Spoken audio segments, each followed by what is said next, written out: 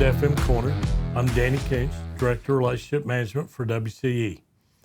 Today, we're going to speak about perseverance. It's actually a two-parter, so we'll speak about part one today, and we'll speak about part two next week.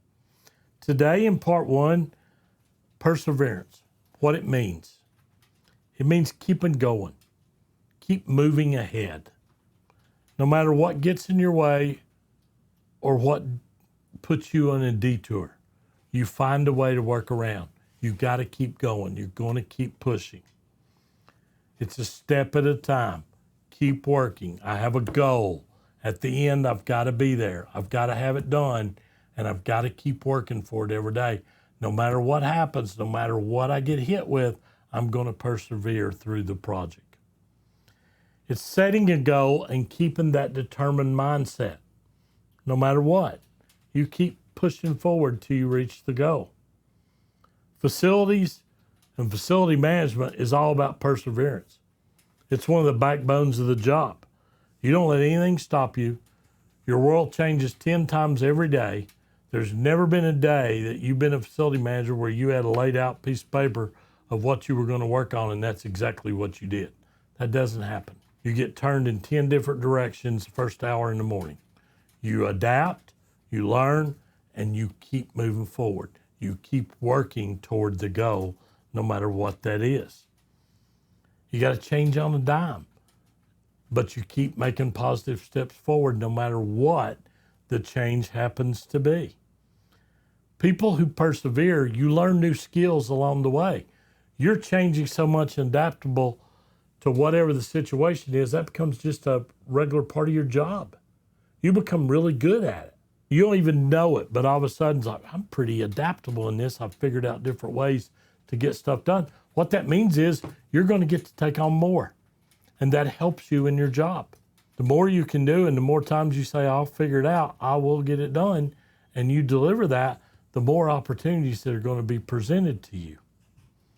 Core values that you need for perseverance. Number one, a high desire for achievement. You want to be successful, not take a no for an answer. You see the end goal, you keep pushing until you reach that goal. You want to achieve. A need for purpose and meaning.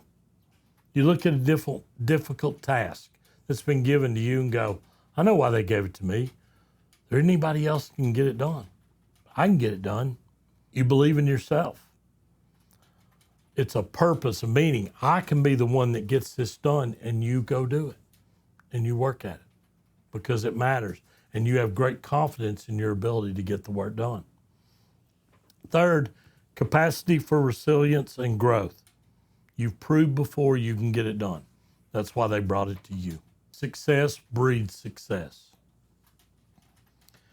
Pat Summitt, who was a legendary women's basketball coach at the University of Tennessee, simply said,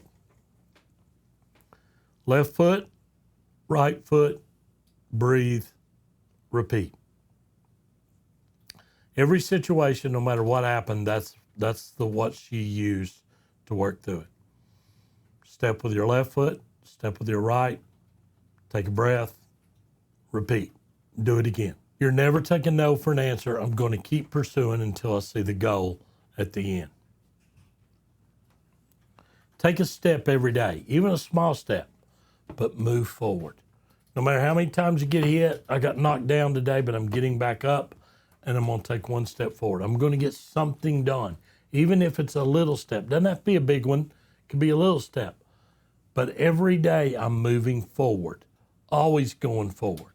Never let yourself get knocked backward. You got to keep moving. Keep moving every time. Today in part one, I want to mention 3 items to keep in mind to help you persevere in your job and in your outside life as well. Recall past perseverance. What's helped you before? You gain strength from that. I've been in this situation before, and here's how I handled it. I could do that again. So you recall past perseverance where you've had something that you've taken care of. You call on it again to provide you strength. Second's taking steps, just like I said. even a small one. What can I do today? How can I advance today? Even if it's little, that's okay. I still move forward from where I was yesterday. Every day is a step forward. Third, set a reasonable pace. Needs to be done today, what needs to be done this week, what needs to be done this month. Set your timeline, make it achievable, and then go execute it. So I have to have this project done in a month, and I'll wait till the last 3 days and then I'll do it. No, that doesn't work. Set your schedule. I'm going to get this part done this week. This part will be the second week. Third week, I'll pretty much finish the first rough draft of it up, and I'll use the fourth week to make my corrections and changes. Something like that. Set a timeline and then execute it. That helps you persevere and get through it if you get hit with an unexpected challenge because you have a plan. Not like I waited 3 days before it was due, then I got sick and I couldn't do it. If you plan, you're way down the line.